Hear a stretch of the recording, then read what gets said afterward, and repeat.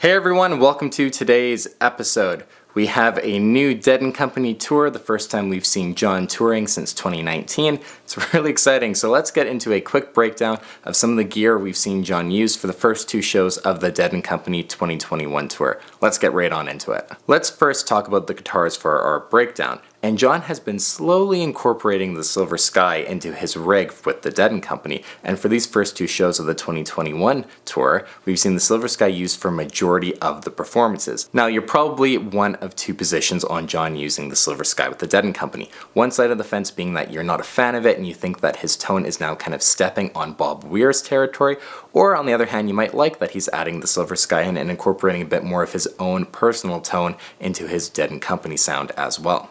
Now, what some of you also might not have expected is that the Silver Sky John is using with the Dead & Company is actually a Satin Mock Sand one, not a Roxy Pink, which has kind of been the hyped up color for the Silver Sky as of 2021.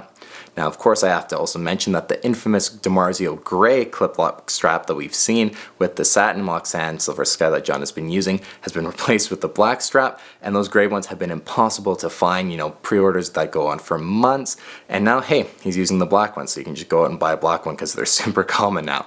Who knows if John, with the blacked out pedals thing, decided, okay, everyone's now losing their minds over this gray strap, I'm just going to use the black one, and, people can just go out and buy that one instead. I don't know, but I had to make a point of noticing and talking about that.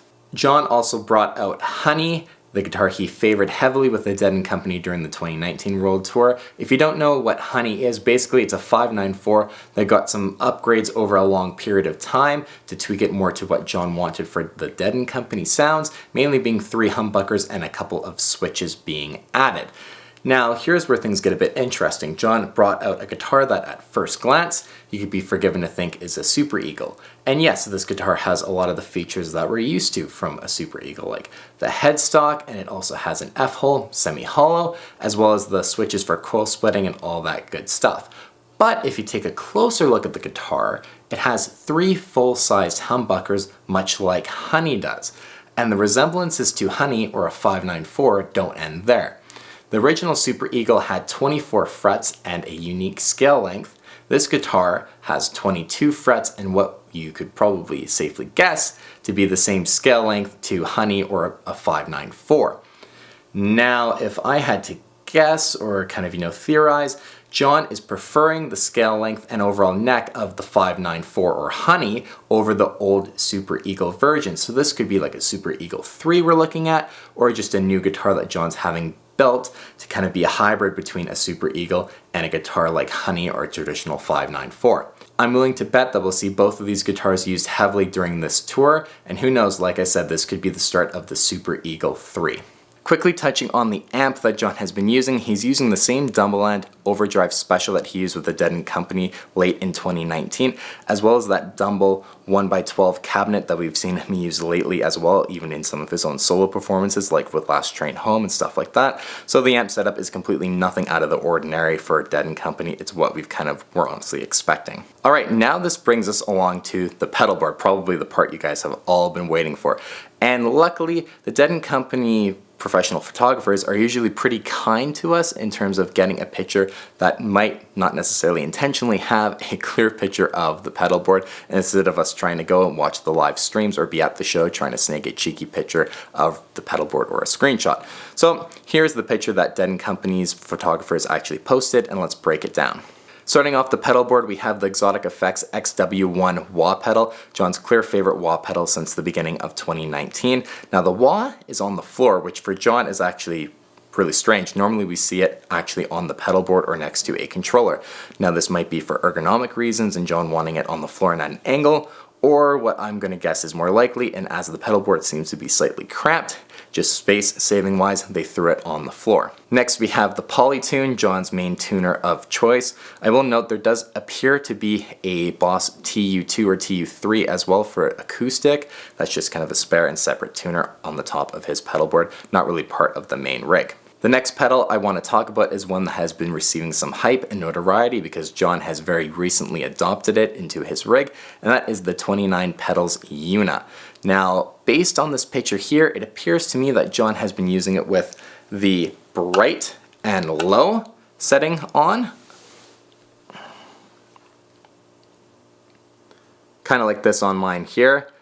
That's at least what I'm seeing in terms of settings for the Una, and it would appear to be that the Una might be really the only pedal now that we've seen from John that is actually always on. These settings that we're seeing here in the Una seem to be different than what John has been using with his own solo performances on those late night television appearances. Back then he was using the low and the harmonic setting, at least from the best pictures we have to be able to tell, versus now again the bright and low setting. So of course with Dead & Company maybe he wanted to tweak and add a little bit more brightness to his tone through the Una. The next pedal is a Dead & Company staple, being the Boss OC3. This octave pedal is a must-have for a Dead & Company board, as John really uses it a lot with those Dead & Company tones that he likes to get.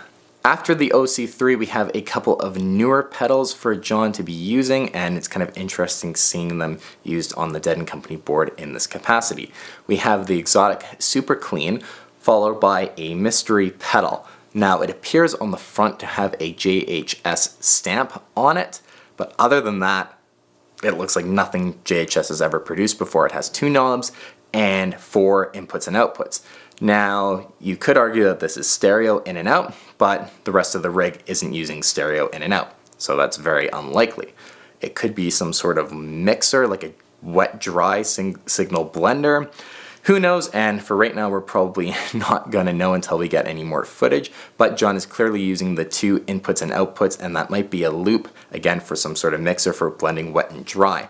A possible theory could be that he's using this with the phase 90, just to blend in a little bit more dry signal than that he can normally get with the phase 90.